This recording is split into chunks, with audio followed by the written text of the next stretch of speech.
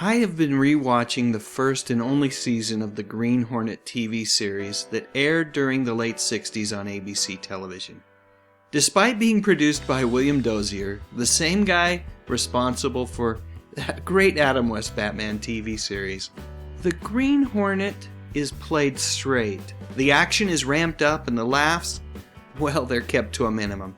And the cast is great. Van Williams, Bruce Lee, and this lovely lady, Wendy Wagner, as Britt Reid's secretary and one of only 3 people on the show who know that Reid is, in reality, the Green Hornet.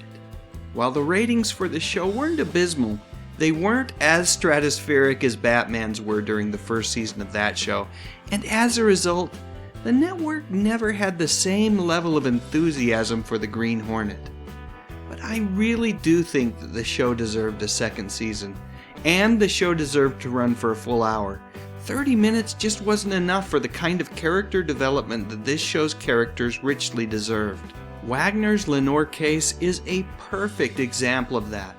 While there were hints that maybe she and Britt might end up being romantically linked in one way or another, the show's writers were never able to flesh out Casey's backstory enough to warrant more time spent with the character.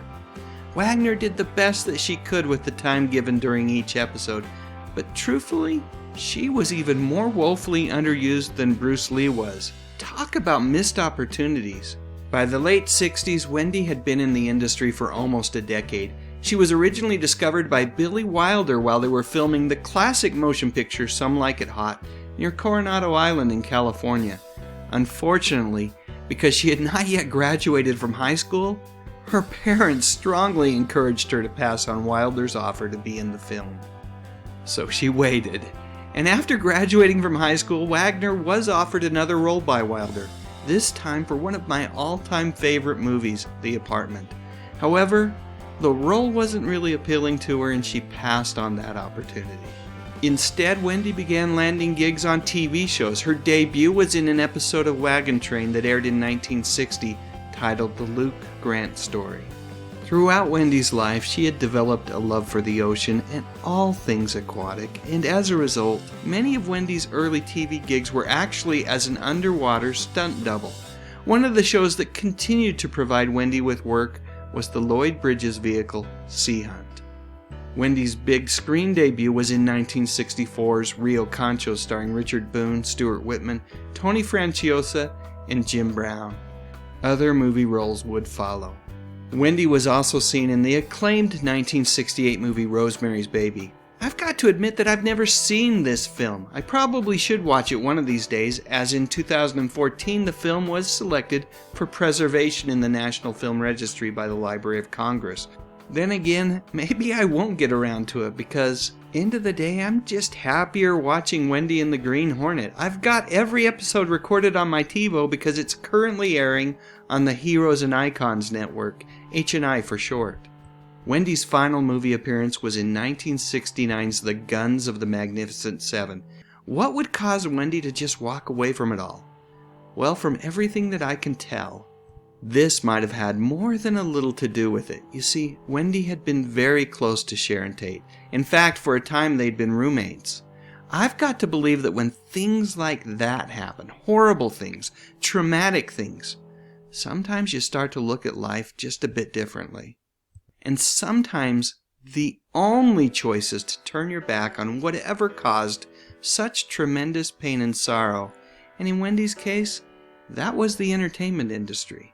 So instead of trying to land her next role, Wendy, who by the way, after a second failed marriage was now a single parent, well, she spent her days fishing, surfing, and swimming, often with her kids by her side.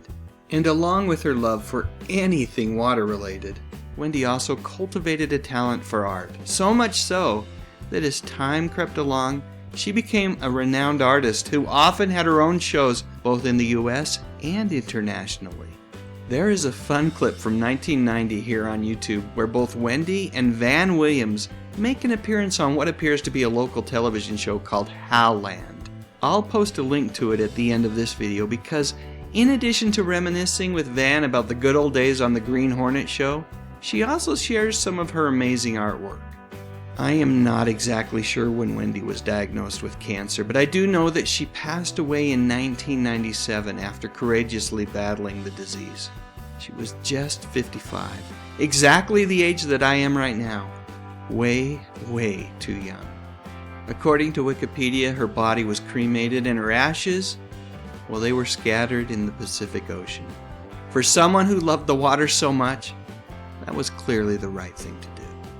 Alright, one final picture of Wagner and Williams in what I believe are their most iconic roles. I really do wish that the show had gotten the green light for a second season. Oh well, I guess I'll just be grateful for the 26 wonderful episodes that exist, and that there is a network, even better a free over-the-air network, that continues to play them for fans like myself to enjoy. So that's it. Please share your memories in the comments section below, and while you're at it, I would appreciate a thumbs up if you enjoyed this video, and why not consider whether or not you'd like to subscribe to my YouTube channel. I talk about music, movies, and television, mostly from the 50s, 60s, 70s, and 80s. You know, the good stuff. But most importantly, and as always, thank you so much for watching.